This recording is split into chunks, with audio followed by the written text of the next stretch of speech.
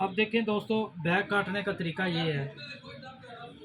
यहाँ से हमने लिया था सामना 14 इंच, जितनी हिप थी उसका आधा, तीसरा हिस्सा निशान लगाया था। उसके बाद सेंटर किया, सेंटर आया 7 इंच, नीचे से भी हमने 7 इंच रखा था। अब ऐसे ही आपने नीचे वाला, ये जो सेंटर का निशान लगा हुआ है, अगर आपको नज़र आ रहा है तो कोशिश करता हूँ बच्चे को समझाऊँ। ये देखें 7 इंच पूरा हो गया। अब आप चेक कर सकते हैं, और यहाँ से भी 7 इंच है। तो आपने इस साइड से इसको बराबर रख लेना है, नीचे से 7 इंच। ये जितना भी पीस बढ़ जाए इसको आपने कुछ नहीं करना, और ये चीज़ होगी। अब मसला ये, यहाँ से आपने बराबर रखा है इस साइड से, ये आसन वाली साइड है। आसन वाली साइड से आपने कम से कम 2.5 इंच ऊपर ले जाना है, ऐसे।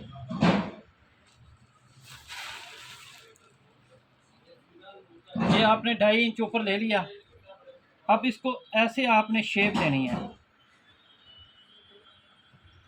अगर यहाँ से आप 2.5 इंच ऊपर रखेंगे तो जब कस्टमर नीचे बैठेगा उठेगा ना, तो आसन भी नहीं तंग होगा, पीछे से नीचे नहीं उतरेगा।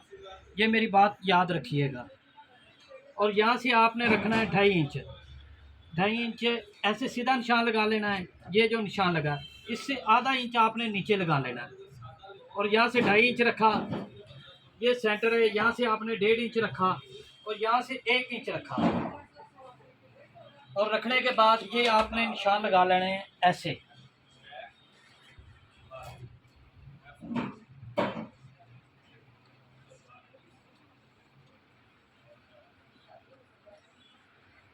ये देखें, मैंने निशान लगाया था ना, देख लें बराबर आया है।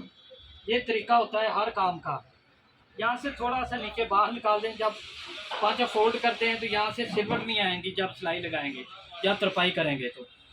तो बैक का आसन काटने का फिर वही तरीका है। यहाँ से 1.5 इंच इधर से नाप लें, ये 15.5, तो यहाँ से 15.5। अब इसको आपने ऐसे करके शेप दे देनी है।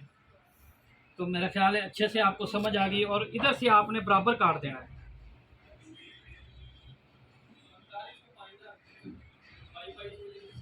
अल्लाह हाफिज़।